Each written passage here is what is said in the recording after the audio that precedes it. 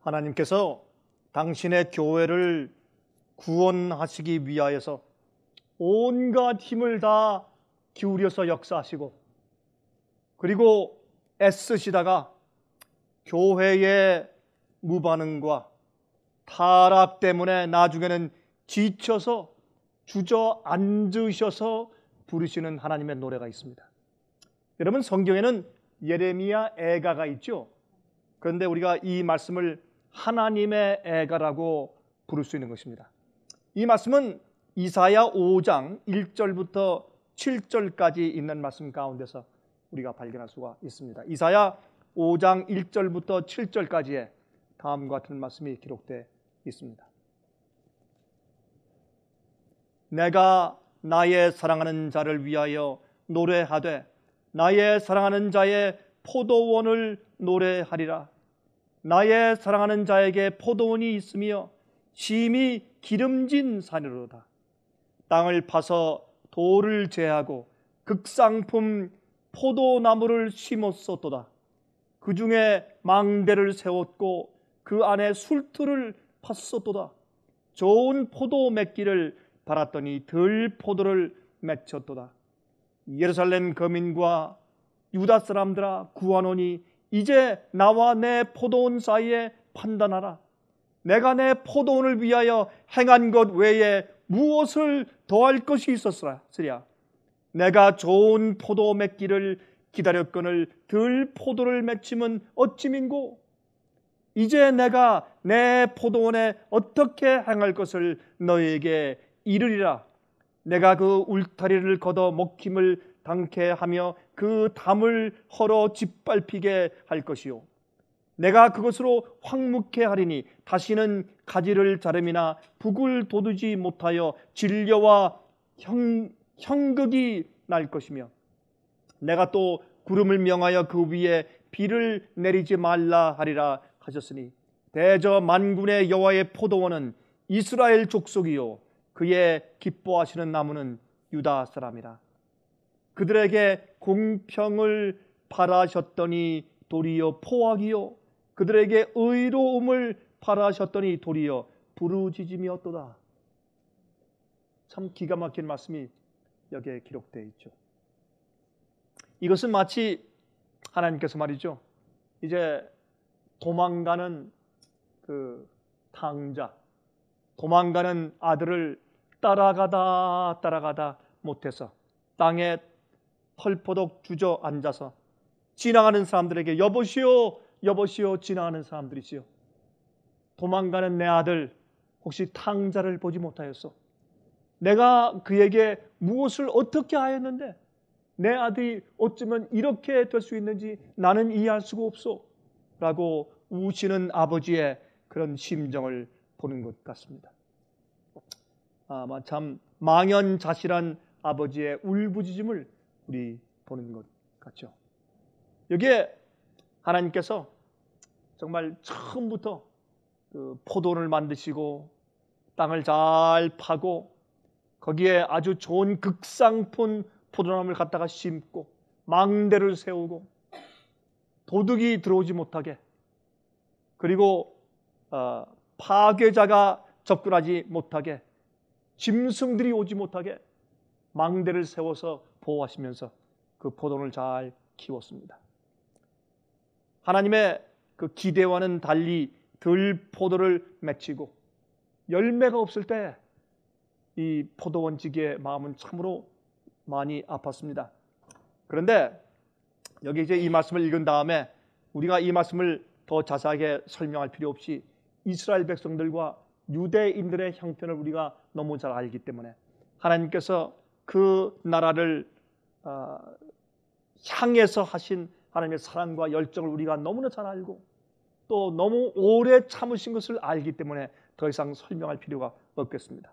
그런데 여기에 20절을 보면 20절에 이런 말씀이 기록되어 있습니다.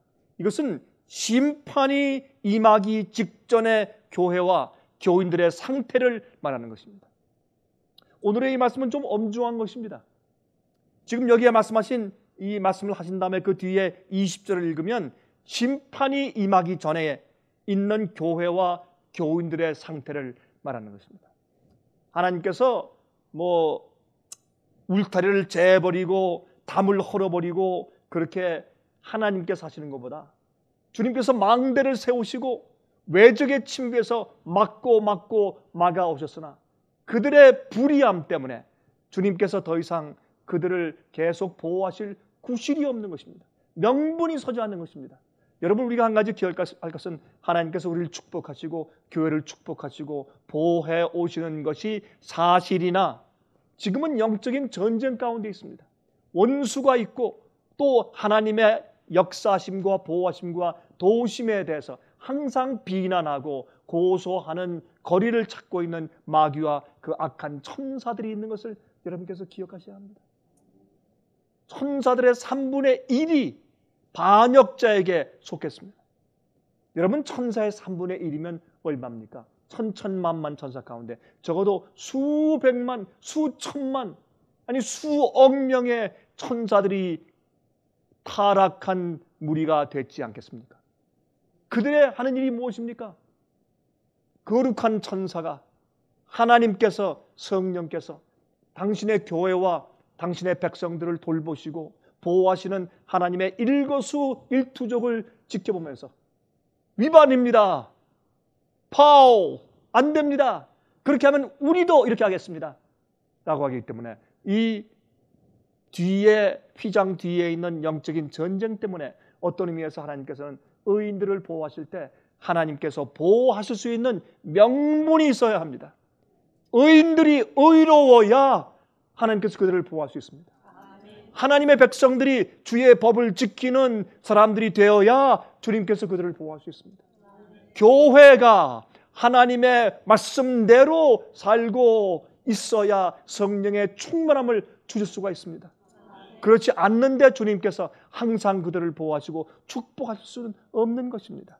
그러므로 할 수 없이 그들의 형편 때문에 주님께서 이제 외적이 쳐들어와서 그들을 멸망할 수밖에 없도록 허용하시는 아버지의 심정이 어떠하겠습니까? 그런데 여기에 심판이 임하기 직전의 교회와 교인들의 상태를 여기 20절을 말하고 있습니다. 악을 선하다 하며 선을 악하다 하며 흑암으로 광명을 삼으며 광명으로 흑암을 삼으며 쓴 것으로 단 것을 삼으며 단 것으로 쓴 것을 삼는 그들은 화 있을진저.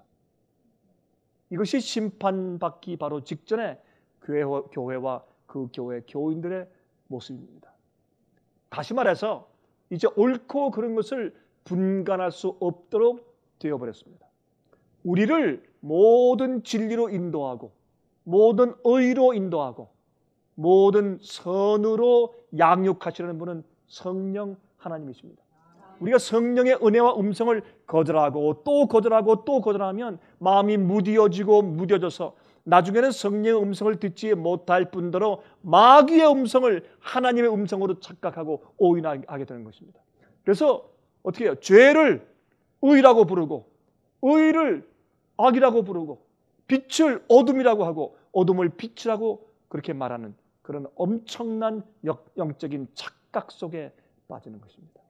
여러분, 오늘날 많은 교회들이 진리를 거절하는 일을 너무 오래 해왔기 때문에 그것이 귀에 배고 그것이 머리에 완전히 입력이 되어서 이젠 진리를 이야기하면 마치 오류를 전하는 이단처럼 생각을 하는 때가 되었지 않습니까? 여러분, 정말 성경 말씀을 있는 그대로 곧바로 해석해서 전달해 주면 그것이 광신이 되고 극단이 되는 그런 시대에 우리가 살고 있는 것입니다. 이것이 옛날 하나님께서 이스라엘 백성들과 유대인들에게 하신 그러한 말씀과 얼마나 똑같은 형편이 아니고 무엇이겠습니까? 지금 그런 시대에 우리가 살고 있는 것입니다. 이제는 참 뭐라고 말하기가 좀 어려워요. 이제는 정말 이게 교회인지 아니면 이게 무슨 어떤 사교 집단인지. 여러분, 사교 집단도 열성이 있어요. 그래서 어떤 때 교회들을 가만히 바라보면 마음이 막막하고 무엇을 어떻게 표현해야 좋을지 모르는 그런 마음을 갖게 됩니다. 하나님께서는 오죽하시겠습니까? 하나님께서 오죽하시겠습니까? 여기에 하나님의 자비 가운데 보내시는 경고의 기별을 지속적으로 거절하는 사람들, 결국에 와서 너무나도 그들의 생각이 악해져서 더 이상 선과 악을 구별하지 못하는 지경에까지 이르게 된 사람들. 여러분, 사실 우리가 이런 말을 하죠. 사람들은 끼리끼리 모인다. 만약에 이 말씀을 듣는 분들, 화면을 통해서 듣는 분들도 제 얘기를 잘 들으십시오. 잘못되어 있는 교회에 잘못된 진리와 가르침을 가르치는 교회에 가서 내가 그래도 거기서 은혜를 받는다. 잘못된 것입니다. 내가 잘못된 가르침이 있는 곳에서도 거기서도 성령의 교제를 할 수 있다. 잘못된 것입니다. 그들도, 그렇게 생각하는 사람들도 이러한 상태로 빠져들고 있다는 것을 기억하시기 바랍니다. 이제는 우리가 서야 하고, 우리가 예배 드려야 하고, 우리가 일해야 할 우리 노선을 분명하게 그어야 할 때가 되었습니다. 예수께서 오실 때가 얼마 남지 않았습니다. 이제는 앞으로 이제 하나님의 백성과 그렇지 않은 백성들 사이에 그 선이 너무 분명하게 그어질 것이기 때문에 지금부터 여러분들이 그러한 속에서 마지막으로 한번 외쳐보는 그런 열성은 가지는 것은 좋으나, 그러나 거기에 하나님의 백성으로서 하나님의 성령의 은혜를 가지고 절대로 동정심을 가져서는 안 될 것입니다. 하나님의 종들과 선지자들은 그렇게 하지 아니했습니다. 오늘날 말이죠, 사람들의 마음속에 자기의 이기적인 동기와 교만한 마음들을 부추기는 설교를 하고 또한 그러한 삶을 제시해주는 그런 설교가 파다합니다. 여러분, 감동적인 설교가 아니라 감정적인 설교입니다. 진리가 떠난 설교이기 때문에 그 안에 도덕성과 윤리적인 이야기는 섞여 있을지 모르지만 그러한 설교는 절에서도 하고, 여러분, 모슬렘 교회에서 더 잘합니다. 그러므로 우리는 요즘에 하나님의 말씀을 선포하고 성경에 있는 진리를 선포하는 것보다 사람들의 귀를 가려운 것을 긁어주고 사람들의 타고난 죄악적인 본성을 부추겨주는 그런 방향의 설교로 교회가 가득 차 있는 것을 우리가 보는 것입니다. 많은 사람들이 말합니다. 압니다. 오늘날 이 설교단에서 별로 진리가 흘러나오지 않고 참 답답하기 그지없습니다. 그러나 이런 교회도 아직 하나님은 계시고 성령께서 역사하기 때문에 나는 그런 교회에서 계속 참석하며 교제를 나눠야 하지 않겠습니까? 그런 교회를 어떻게 떠납니까? 잘못된 생각입니다. 잘못된 생각입니다. 여러분, 오늘날 교회들이 그 교회가 악을 선하다 하며 선을 악하다고 하며 흑암으로 광명을 삼으며 광명으로 흑암을 삼으며 단 것으로 쓴 것이라 하며 쓴 것으로 단 것이라고 하는 그런 분위기가 그 교회에 충만하다면 그런 교회를 떠나십시오. 여러분 영혼이 죽고 여러분 가족이 죽습니다. 얼마나 많은 사람들이 단호한 결정을 하지 않고 머무적거리다가 뜻든 미지근한 상태에 있다가 그들이 영적으로 죽어가는지 우리가 알 수가 없는 것입니다. 하나님께서 그러한 교회의 마지막 형편을 여기에 말씀하고 있는 것을 우리가 보는 것입니다. 그러면 그러한 거듭나지 않은 백성들은 그러한 자기의 귀를 즐겁게 해주는 선생들을 많이 두고 좋아한다. 그렇게 성경은 말하고 있습니다. 여러분, 이렇습니다. 설교하는 교회 지도자들이 그러한 백성들을 만들어냅니다. 또 반대로 그러한 종류의 거듭나지 않은 백성들이 그렇게 설교하는 사람들을 만들어냅니다. 이것이 서로 끼리끼리 모이는 것입니다. 여러분, 설교하는 자들의 추세를 교인들이 결정해 주는 시대에 우리가 지금 살고 있는 것입니다. 그래서 디모데후서 4장 1절부터 4절까지 있는 말씀은 이렇게 말씀하겠습니다. 하나님 앞과 산자와 죽은 자를 심판하실 그리스도 예수 앞에서 그의 나타나실 것과 그의 나라를 두고 엄히 명하노니 너는 말씀을 전파하라. 때를 얻든지 못 얻든지 항상 힘쓰라.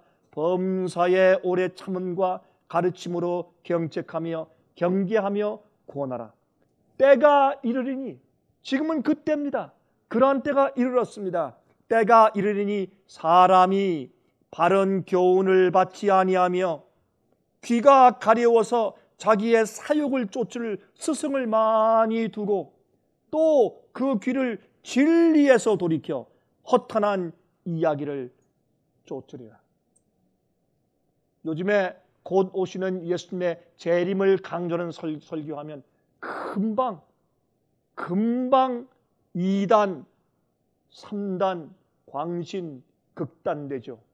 마귀는 그것을 알기 때문에 이러한 중요한 곧 오시는 예수님의 재림을 선포해야 할 이 시대에 거짓 증인들이, 광신적인 사람들이 예수의 재림을 엉뚱하게 전파해 와서 사회 무리를 일으켜 놓았습니다. 마귀의 기가 막힌 작전이죠. 그렇죠? 그래서 진짜가 할 때 그것도 그렇게 취급하도록 사회 분위기를 마귀가 만들어 놓았습니다. 여러분, 성령의 역사가 그친 지 오래된 상태, 살아있지만 은혜 시간이 끝나버린 개인들과 교회들이 참 많이 있습니다. 교회는 교회인데 마귀의 영들과 가증한 새들이 가득하게 모이는 바벨론이 되었습니다. 오늘날 교회들 가운데 얼마나 많은 교회들이 바벨론일까요? 여러분, 우리가 이런 데 있어서는 사정을 봐주지 말아야 합니다. 진리와 오류 사이에, 어두움과 빛 사이에, 거룩함과 불경함 사이에는 분명한 선이 있어야 합니다. 이것을 봐주기 시작하면 우리 인간의 마음으로 그래도 봐주자, 조금 더 기다리자. 그거는 우리가 사람들 사이의 관계와 의리지, 그러나 영적으로 하나님과 마귀 사이에 구분이 불분명할 수 있습니까? 진리와 불의 사이에, 참과 거짓 사이에 그 분명한 선이 분명하고 깨끗하게 그어져 있지 않으면 사람들이 죽는 것입니다. 사람들이 속임당하는 것입니다. 예수께서 이 땅에 다시 오실 때에 당신의 재림의 징조를 말씀하시면서 가장 많이 언급하신 것은 이제 거짓 선지자, 미혹해하는 일이 생길 것이라고 하는 말씀을 제일 많이 강조하셨습니다. 오늘날이 더 그러합니다. 여러분, 그러므로 오늘날 참 주님의 말씀과 진리를 찾고 참된 영적인 말씀을 찾는 사람들은 외로운 시간입니다. 외로운 시간입니다. 정말 하나님의 위로를 찾는 일이 어려운 시간입니다. 혼자 견디는 법을 배워야 할 시간입니다. 사람들을 의지하지 아니하고 조용히 역사하시는 성령의 역사에 의지할 때입니다. 그러므로 지금은 그러한 교회에서 떠나십시오. 그러한 그룹과 사람들에게서 떠나십시오. 그러한 종류의 가르침과 그러한 분위기에서 떠나십시오. 여러분들이시여, 하나님께서 여러분들을 그곳에 선교사로 보내서 일할 가능성이 있는 것은 하나님께서 여러분 마음 가운데 가늠하게 역사하실 것입니다. 그러나 기본적으로 이제는 하나님께서 포도를 위해서 하실 일을 다 하셨다가 이제 그 포도원이 더 이상 열매를 맺지 않는 하나님의 애가가 슬피 울려 퍼지는 현세 우리가 살고 있는 것입니다. 여러분, 사람들이 하나님께 당장, 우리가 이제 이런 말씀을 좀 공부하면서 몇 가지 중요한 포인트를 우리가 이해하면서 내 자신과 교회 안의 상태를 비추어 보아야 할 것입니다. 주의 말씀은 거울이기 때문에, 깨끗한 거울이기 때문에 사람들이 하나님께 지금 당장 굴복하지 않는 이유들 중에 큰 이유 한 가지는 무엇인 줄 아십니까? 자기들이, 원래 이것은요, 내가 한번 구원받으면 영원히 구원받았다 라는 그런 맥락의 가르침과 비슷한데, 자기가 이미 한번 하나님의 은총을 받았던 사람이기 때문에 아직 내게는 마지막에 회개하고 돌아설 기회가 여전히 남아있다는 것입니다. 하나님께서 어떻게 했는지 내 손을 비틀어서 회개하여 주님의 우리 가운데 들어가시게 하실 것이라는 것입니다. 그런 자기 위로를 가지고 자기의 하나의 한 가닥의 희망을 가지고 자기의 있는 상태를 위로하며 살고 있습니다. 여러분, 이 생각은 참 파워풀한 생각입니다. 내가 지금 이런 형편 가운데 있을지라도 내가 한 번 주님께 은총을 받은 경험이 있기 때문에 내가 그때 놀라운 경험을 했는데, 그때 내가 거듭날 때 이랬었는데, 내가 주 앞에 헌신할 때 주님께서 내게 이런 기적을 베푸시고 내게 이런 꿈을 주셨었는데 주님께서 나를 버리실 이유가 없다라는 생각입니다. 하나님께서 줄곧 기다리실 것이라고 생각하는 것입니다. 제가 한 번은 제가 친구와 함께 대화하고 있었습니다. 제가 깜짝 놀랐습니다. 이 친구는 엄청난 죄 가운데 빠져 있었습니다. 한두 가지 죄가 아닙니다. 제가 여기서 말할 수가 없습니다. 그런 깊은 죄 가운데 빠져 있어서 제가 뭐라고 말할 수가 없었습니다. 제가 하나하나 책망하기 시작했습니다. 그것이 얼마나 악한 죄인가 하는 것을 말하기 시작했습니다. 하나님께서 정말 사악한 죄로 보시고 주님께서 정죄하시는 죄인 것을 얘기했습니다. 이것은 부도덕한 일일 뿐더러 하나님의 큰 심판을 받을 죄라는 것을 얘기했습니다. 그런데 이 친구의 입에서 이런 얘기가 나오는 것입니다. 여보게 강 목사, 내가 과거에 한번 하나님께 크게 은총을 받은 경험이 있네. 그 은총의 경험을 받을 때 내가 교회에서 이러한 경험을 했고, 하늘에서부터 불같은 성령의 은혜가 내 마음을 채웠었고 하는 한때 한 번의 경험을 제가 이야기해 줬습니다. 그러므로 하나님께서 내가 어떻든지 간에 나는 결단코 버리시지 않는다는 것을 내가 믿네. 마치 그것은 자기의 굉장한 믿음처럼 자랑하는 것이었습니다. 제가 얘기했습니다. 그런 착각 가운데 빠지고 있지 말아라. 자네는 오늘 저녁에 회개치 않으면 은혜 시간이 지나갈 수도 있다. 제가 강력하게 한번 호소한 적이 있습니다. 여러분, 많은 사람들이 지금 당장 굴복하지 않는 이유 가운데 하나가 이제 그러한 위로가 그들 마음 가운데 있어요. 참 이상합니다. 여러분들은 잘 이해해야 될지 모르지만 이러한 이해와 이러한 마음의 스스로의 위안은 그들을 계속 깊은 죄 가운데 있게 합니다. 돌아서지 않게 하는 굉장히 중요한 이유가 되는 것을 우리가 보는 것입니다.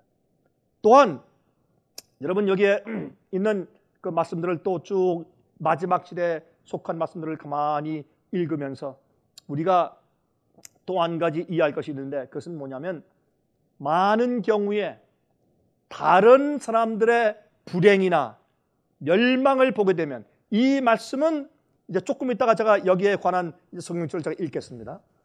많은 경우에 다른 사람들의 불행이나 멸망을 보게 되면 그들의 심판받는 형편을 말하면서, 아, 누가 아무개가 이런 일을 당했다면서, 뭐 이렇게 됐다면서, 그 참 안 됐네 라고 탄식을 하는 것 같으면서, 그러나 그러한 결과를 자기 자신에게는 한 번도 적용시켜보지 않는 그러한 태도로 쉽게 말을 내뱉는 것입니다. 책망을 받거나 돌이켜 회개하라는 호소들을 느끼면 그러한 책망의 말씀은 또 다른 사람이 당한 불행이나 심판을 보면 그것은 다른 사람들을 향해 하시는 말씀이고 다른 사람들에게 적용되는 경우들이지 내게는 적용되지 않는 듯이 생각하며 줄곧 살고 있는 태도입니다. 우리 죄인들은 죄인의 불행과 죄인의 심판을 보면서 우리는 매일매일 겸손해질 수 있어야 합니다. 우리 자신을 그 거울에 비추어서 혹시 내 속에 하나님께서 슬퍼하시는 죄악이나 잘못된 태도나 성품이 없는가 살펴보는 기회들을 삼아야 합니다. 그러나 믿는 자들이 너무나 쉽게 남의 불행과 남의 처지와 남의 심판과 멸망을 보면서 오히려 왜 그렇지? 그 참 안 됐네. 나와는 상관이 없는 것처럼 내게는 그런 일이 전혀 생기지 않는 것 같은 태도와 그런 말을 내뱉는 것은 위험한 상태입니다.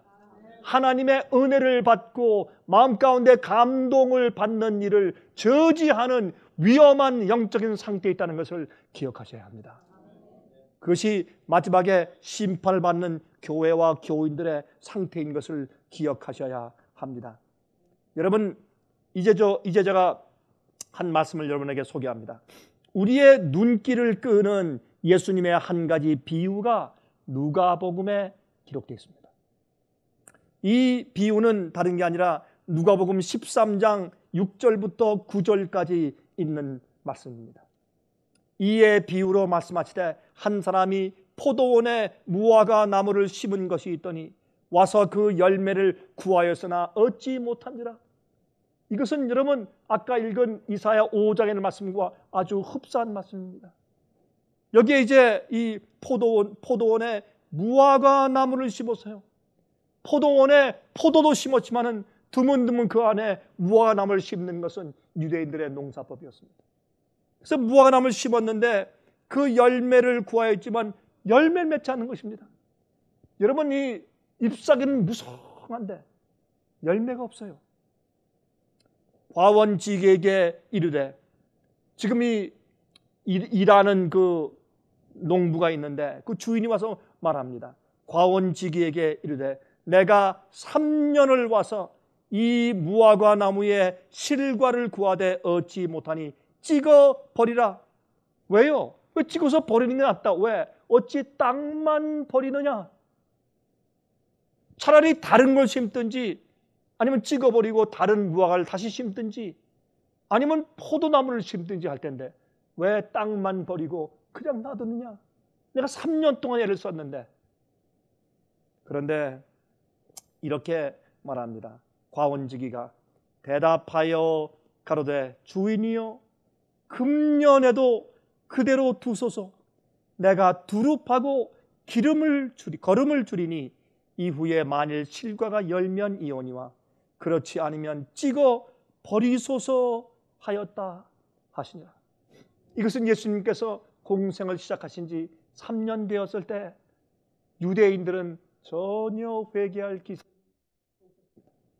그때 하나님 아버지와 예수님 사이의 대화인 것처럼 그렇게 예수께서 이 비유에 말씀하시는 것을 볼 수 있습니다. 예수께서 말씀하십니다. 금년에도 그대로 두소서. 내가 두릅하고 거름을 더 주겠습니다. 그렇게 해도 실과를 맺지 못하면 그때 가서 찍어 버리십시오. 열매 맺지 못하는 나무에 도끼가 놓여 있다고 침례 요한이 말했습니다. 여러분, 우리가 이렇게 사는 것은 하나님의 은혜입니다. 우리가 사는 하루의 생명은 하나님의 자비입니다. 우리가 하나님의 성품에 온전한 분량까지 성장하지 못했는데 그래도 여전히 살고 하나님의 은혜를 누리고 있는 것은 주님의 축복입니다. 그렇게 우리가 알아야 합니다. 우리가 마치 마땅하며 우리가 주 앞에 떳떳한 듯 그렇게 살고 행동해서는 안 될 것입니다. 겸손은 하나님의 자비 앞에 나를 숙이는 것입니다. 내가 사는 것은 하나님의 은혜요, 나의 나된 것은 주님의 은혜일 뿐더러 나를 구원하시는 주님의 자비함이 항상 나를 두르고 있다는 것을 우리가 인식해야 할 것입니다. 그러므로 우리가 정죄하기를 두려워하고 우리가 무시하기를 두려워하고 하나님 앞에 겸손하게 조아리며 은혜스러운 삶을 살아야 할 것입니다. 이 마지막 교회의 형편은 옛날에 예수님을 십자가에 못 박던 유대 교회와 아주 흡사한 것입니다. 그러한 태도로 살고 있는 것입니다. 옛날에 예수님을 어떻게 했습니까? 마귀의 왕 바알세붑이라고 불렀습니다. 예수의 말씀을 이단이라고 말했습니다. 핍박했습니다. 예수님을 택하지 않고 강도의 대장인 바라바를 택했습니다. 그리고 예수님을 십자가로 데려가서 못 박아 죽였습니다. 더 이상 어떻게 교회가 악을 선하다 하며 선을 악하다 하는 그런 상태에 들어갈 수 있겠습니까? 더 이상 어떻게 빛을 어둠이라 하고 어둠을 빛이라는 상태에 빠질 수 있겠습니까? 더 이상 어떻게? 이런 상태가 옛날 유대 교회였습니다. 마찬가지로 오늘날 현대 교회들도 그러합니다. 얼마나 많은 선지자, 얼마나 많은 의로운 종, 얼마나 많은 의를 설교하는 자들을 교회들이 핍박하고 죽였는지 모릅니다. 여러분, 옛날 유대 교회가 오랫동안 그렇게 한 것처럼 오늘날 현대 교회가 의인들을 핍박하고 내쫓고 잘못을 가르치며 오류를 진리라고 하고 진리를 오류라고 하는 그런 형편 가운데 있습니까? 앞으로 하나님께서 크게 심판하실 것입니다. 여기에 이 비유를 말씀하신 이유를 말씀하시는데, 우리가 지금 6절부터 9절까지 누가복음 13장 6절부터 9절까지 읽었죠. 이 비유를 왜 말씀하셨는가? 말씀하신 이유를 1절부터 5절까지에 기록해 주세요. 읽겠습니다. 누가복음 13장 1절부터 5절입니다.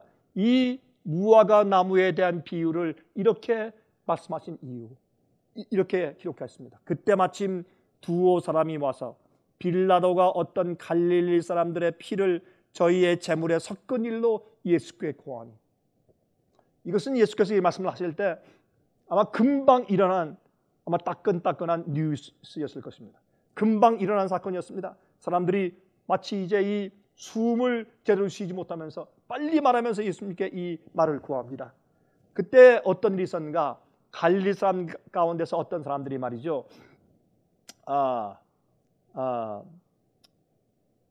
이 로마의 총독인 빌라도의 신경을 거두려는 반역하는 일을 좀 했던 것 같습니다.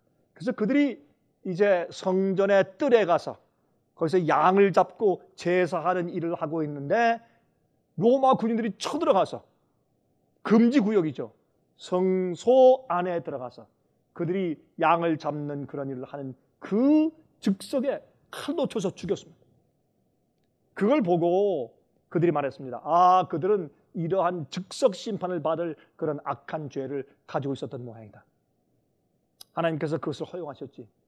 그래서 그들의 잘못됨을 인해서 그들이 혀를 차면서 그들이 정죄했습니다.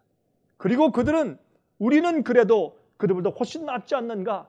그러니 우리가 의로워서 이렇게 살고 있는 것이지 라고 말하면서 예수님께서 글쎄 말이야, 그들 참 정말 하나님께서 참고 참으시다가 드디어 심판을 하셨구나, 형벌을 내리셨구나 라고 그들의 악함을 인정하시는 그런 이야기를, 그들이 듣기 좋아하는 말을 해줄 것을 기대하며 이런 보고를 주님께 한 것입니다. 그때 예수께서 말씀하십니다. 2절입니다. 대답하여 가라사대 너희는 이 갈릴리 사람들이 이같이 해받음으로써 모든 갈릴리 사람들보다 죄가 더 있는 줄 아느냐? 너희 그들이 다른 사람보다 더 악해서 그런 일을 당했는 줄 아느냐? 너희가 살고 있는 것은 너희들이 더 선해서 살고 있는 줄 아느냐? 너희가 살고 있는 것은 하나님의 은혜다. 그 말씀을 하시면서 이렇게 말합니다. 너희에게 이르노니 아니라 너희도 만일 회개치 아니하면 다 이와 같이 망하리라. 너희도 회개 안 하면 다 이와 같이 망한다. 여러분, 저는 어떤 때 말이죠, 어떤 사람들의 죄와 어떤 사람들이 받은 형벌과 어떤 사람들의 멸망을 제가 지켜보면서 참 그들이 이러이러했기 때문에 그렇다는 것을 제가 되새기면서 참 제가 답답해하는 그런 순간에 갑자기 제 마음 가운데 이런 생각이 떠올랐습니다. 갑자기 제 생애에 한 30년 전으로 거슬려 올라가고 한 40년 전으로 거슬러 올라갔습니다. 그러니 참 이젠 제 나이가 좀 된 모양입니다. 30년, 40년 전으로 거슬러 올라갈 수 있으니 그렇게 거슬러 올라갔을 때 제가 그때 어떤 모습으로 어떤 말을 했으며 어떤 일을 했으며 어떤 짓을 하고 있었는지가 갑자기 제 뇌리를 때렸습니다. 그리고 그럼에도 불구하고 아직까지 살아있으며 아직까지 주님의 일을 하고 있으며 주님의 은혜 가운데 있는 것을 인해서 감사했습니다. 우리는 주님 앞에 낮추어야 할 텐데 왜 낮춰야 할 것인가? 하나님께서 우리를 바라보실 때 이 세상에서 멸망당하고 어려운 당한 사람들과 우리가 큰 차이가 없다는 사실입니다. 많은 경우에 사실 우리가 말이죠, 조금 발을 잘못 디뎌서 엉뚱하게 나가지 않는 것은 100보 50보입니다. 아주 미세한 종이 한 장 차이일 가능성이 많은 것입니다. 그러므로 우리는 주 앞에 늘 감사하며 주님의 은혜 가운데 정말 감사하며 조아리고 사는 품성을 가지고 있어야 합니다. 성령께서 항상 우리에게 역사하셔서 우리의 교만한 마음이나 우리의 영적으로 자만하거나 만족해하는 마음이 생기지 않도록 항상 주님의 영과 은혜가 우리 마음을 부드럽게 할 수 있도록, 그래서 주님께 항상 무릎을 꿇고 주님의 뜻대로 사는 마음을 계속 고수할 수 있도록 우리가 기도하며 생활해야 할 것입니다. 남의 불행에 기쁨을 표현하는 그것은 하나님의 마지막 교회가 아닙니다. 여러분, 또 4절입니다. 또 실로암에서 망대가 무너져 치여 죽은 18사람이 예루살렘에 거한 모든 사람보다 죄가 더 있는 줄 아느냐? 여러분, 실로암의 공사는 뭐냐면 실로암과 그 예루살렘 그 사이에 이 지하도가 있습니다. 지하도의 지하수 공사입니다. 실로암에서 나는 그 물을 지하도로 예루살렘으로 끌어올리는 그 작업을 하다가 거기서 이제 터널이 무너져서 18명이 죽었다는 것입니다. 그 당시에. 그때 말씀하기를 그들의 죄가 너희 죄보다 더 많아서 죽은 줄 아느냐? 그렇게 말씀하십니다. 여러분, 이런 말씀을 하시면서 주님 안에서 사는 자들의 마음의 태도에 대해서 말하는 것입니다. 이것이 유대인들이 이제 은혜 시간이 끝나서 멸망하기 직전에 그들의 마음의 상태인 것을, 교회의 상태인 것을, 사람들에게 대해서 자비함이 없어요. 저는 가끔 이것 때문에 놀랍니다. 주의 백성들이 다른 주의 백성에 대해서 자비함이 부족해요. 왜 그런지 모르겠어요. 여러분이시여, 우리는 다른 자들에게 은혜를 베푸는 그런 태도와 마음씨를 길러야 합니다.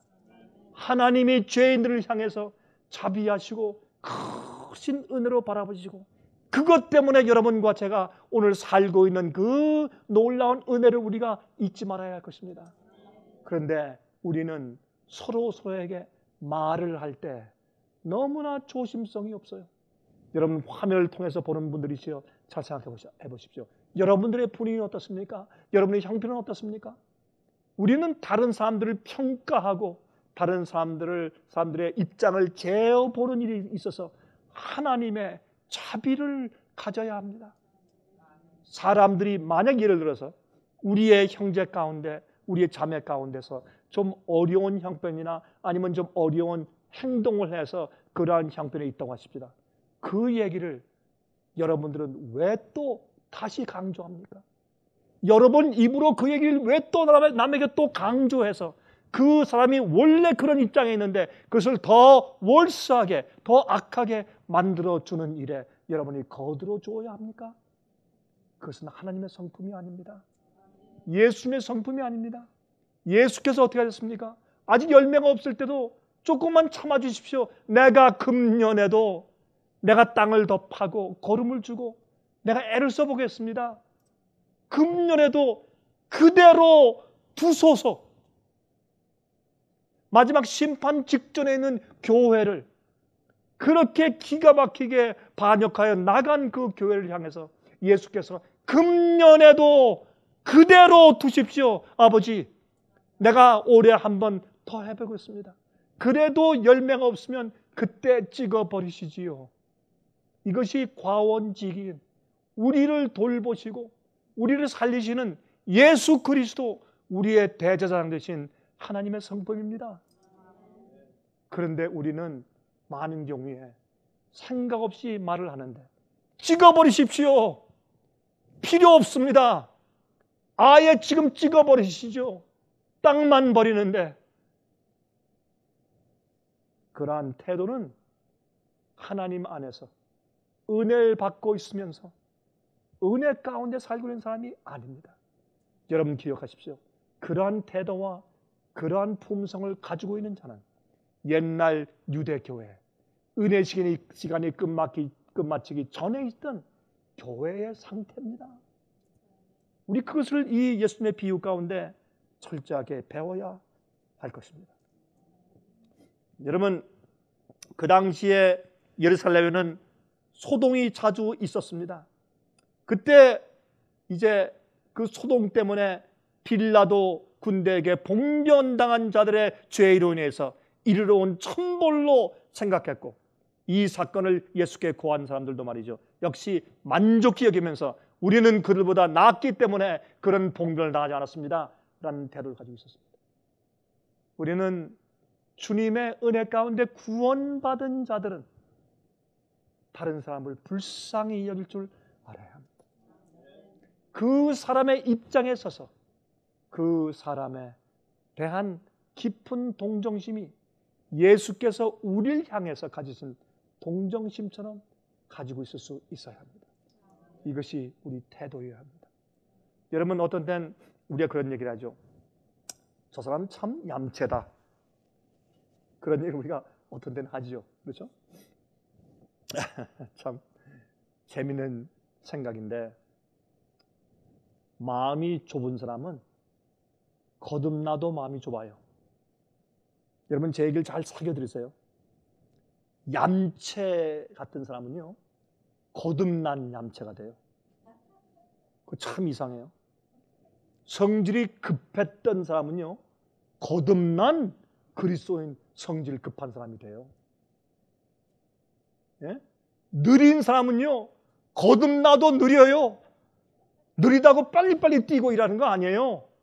제가 지금 무슨 말씀을 하고 있는 줄 아십니까? 우리는 천성적으로 받아 태어난 유전자의 기질이 있어요. 그것을 주 앞에 항상 낮추어서 하나님의 성령의 은혜가 우리를 다스리도록 드려야 합니다. 이 태도가 하나님의 은혜를 받은 사람들의 태도예요.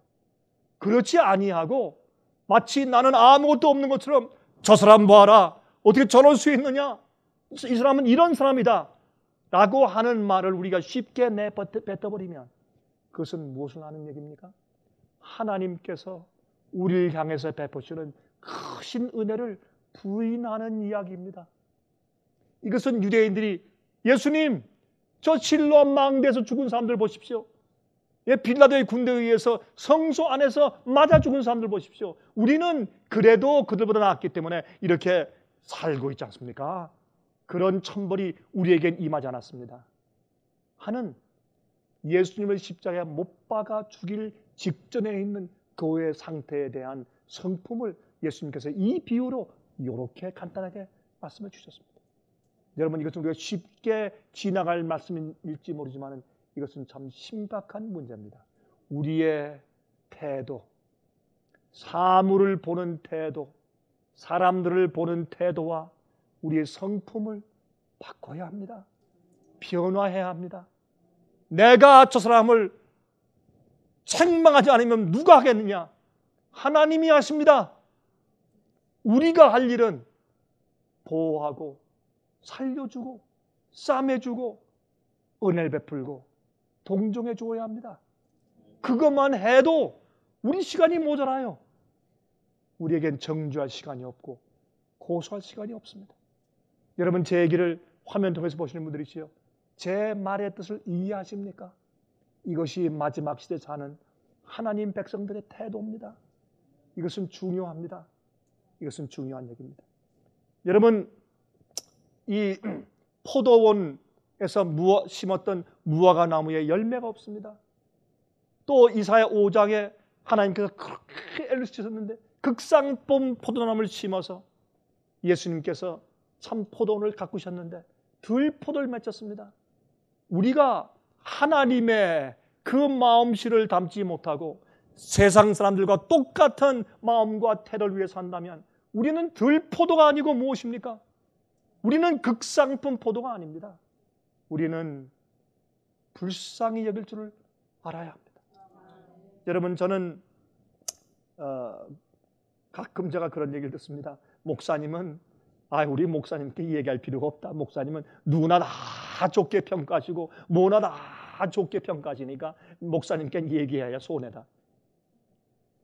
제가 그런 얘기를 우리 직원들에게서도 듣고 여러 아는 사람들에게서 듣고 꽤 많이 그런 얘기를 듣고 살아왔습니다.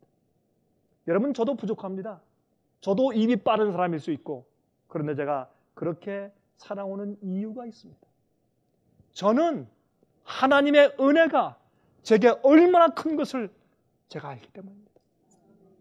하나님께서 어떤 영혼을 고치시고 구원하시는 일은 하나님께 속한 일이고, 진리를 선포해서 오류를 지적하고 구원해 내는 일은 제게 주신 일이나 사람들을 평가하는 일은 제게 주신 은혜가 아닌 것을 제가 알기 때문에 그렇습니다.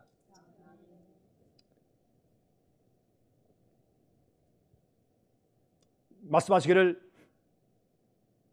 그들이 죽고 봉변당한 갈릴 사람들보다 훨씬 선하고 그들보다 하나님의 은총을 많이 받은 증거라고 생각했던 그들은 다른 사람들이 벌을 받아 마땅하다고 생각하는 그 갈릴 사람들에게 예수께서 이렇게 말씀하셨습니다. 너희도 회개치 아니하면 이와 같이 되리라.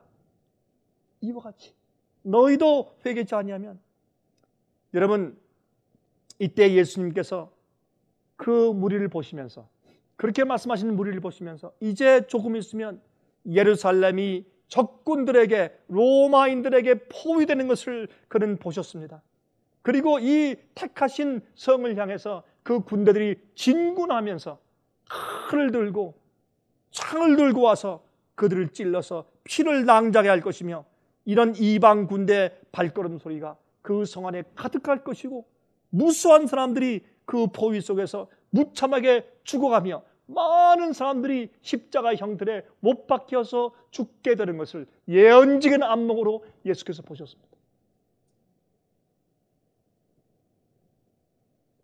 여러분, 땅만 버리는 자들, 그렇죠. 자기는 물론이요 다른 사람들도 열매 맺지 못하게 막고 있는 사람들입니다. 이런 마음을 가지고 있으면 그게 들포도예요. 하나님의 마음, 예수의 마음. 여러분, 예수의 마음이 어떤 마음입니까? 여러분, 빌립보 2장을 보시면 너희 안에 이 마음을 품으라 곧 그리스도 예수의 마음이니. 어떤 마음이에요? 예수의 마음은요, 하나님의 마음인데, 예수님은 인간이 되셨어요. 인간의 유전을 타시고 인간의 육체를 가지고 오셨어요. 근데 예수님은, 예수의 마음은 어떤 마음이었느냐?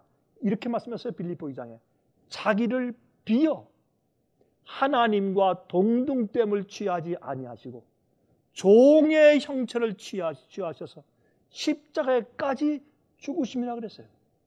그러면 그게 무슨 말일까요? 예수의 마음은 자기를 비운 마음이에요. 우리는 자기를 가지고 있는 마음입니다. 그래서 우리가 항상 주님과 함께 십자가에 못 박혀야 합니다. 내 자신, 자기가 자기의 대표가 되면 안 됩니다. 내 자기를 비워 성령이 나를 채우시게 해야 합니다. 내가 주 안에, 주께서 내 안에, 더 이상 내 안에 내가 사는 것이 아니라 내 안에 사시는 분은 그리스도라. 그렇죠? 갈라디아 2장 20절. 그러므로 우리는 사실은 예수의 마음을 받는다는 것은 다른 말이 아닙니다.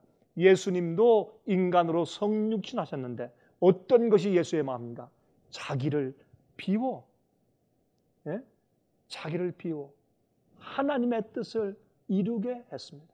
나를 비우면 누가 내 마음을 채울까요? 하나님이 내 마음을 채우는 것입니다. 그것이 예수의 마음입니다.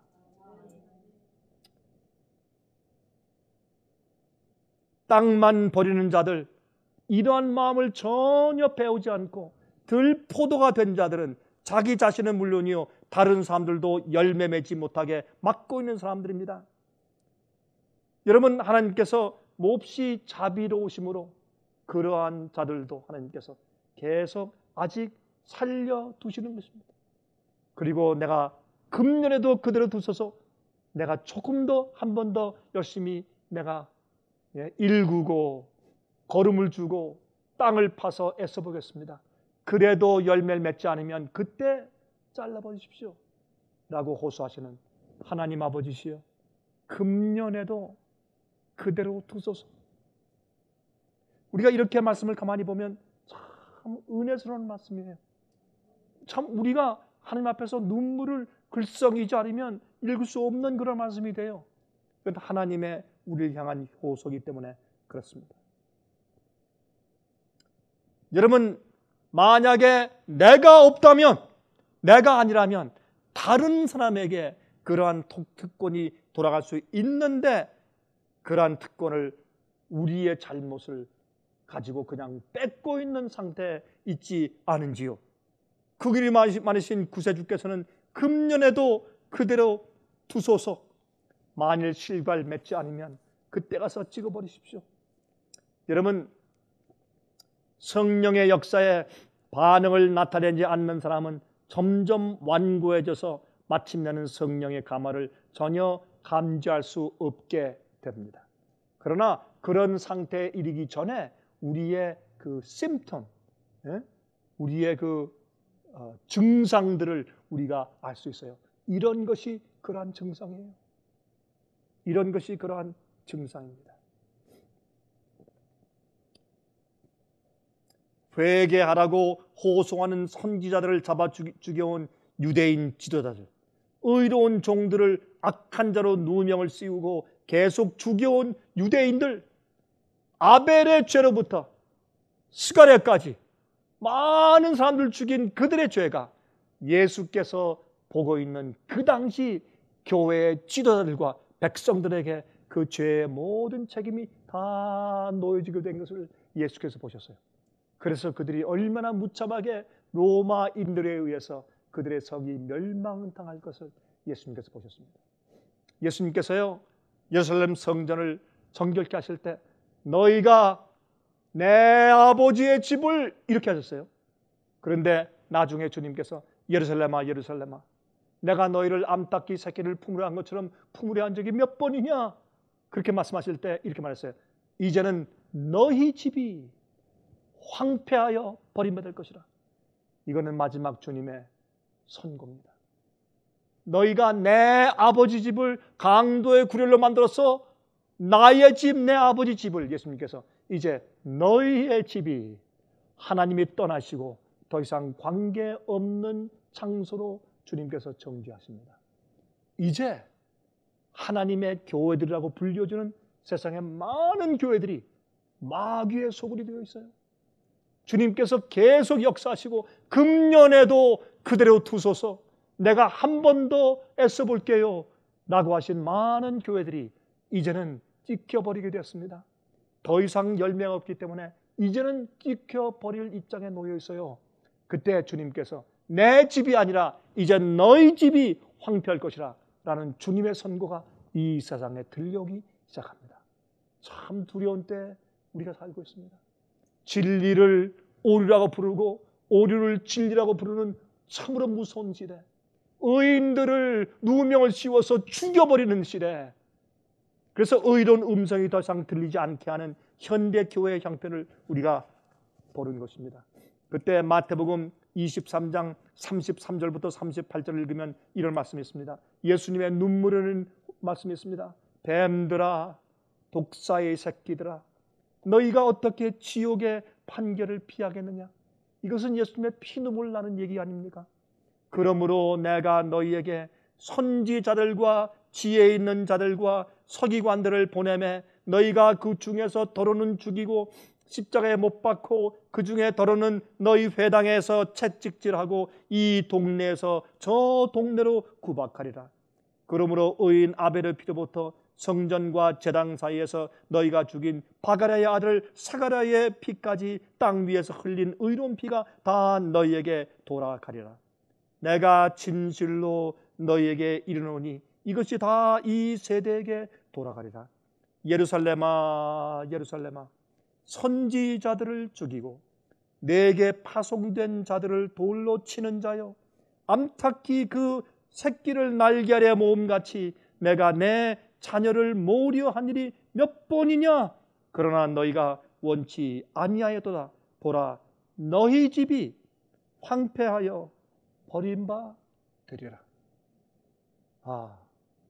옛날 소돔성이 유황불로 멸망되기 전에 천사가 롯과 그의 식구들을 힘있게 끌어내었습니다.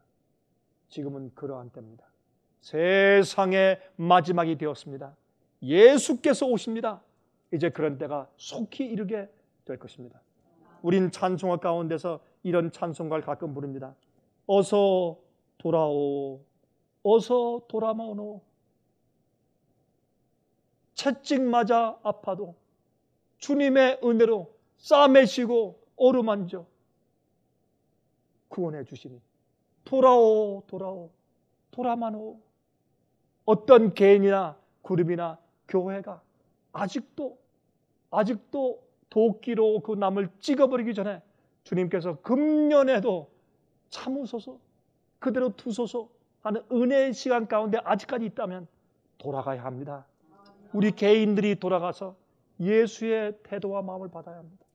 그룹과 교회가 돌아가서 진리를 인정하고 겸손하게 우리의 과거의 잘못들을 뉘우치고 회개해야 합니다. 이렇게 해서 하나님의 자비가 우리에게 큰 은혜로 오늘도 다가오게 되기를 간절히 소원합니다. 기도하겠습니다.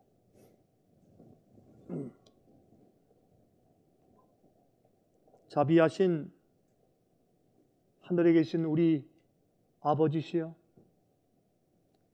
주님께서 우리를 구원하시면 우리의 공로가 아니고 100% 순수히 하나님의 자비와 은혜입니다. 주님께서 우리를 여전히 그대로 두시고 계속해서 걸음을 주시는 것은 하나님의 자비입니다. 주님의 은혜를 감사합니다. 계속해서 우리를 은혜 시간 가운데 두신 것을 감사하오니 아직도 늦지 않았으니 우리 마음속에 예수의 마음을 넣어주시기를 기도합니다.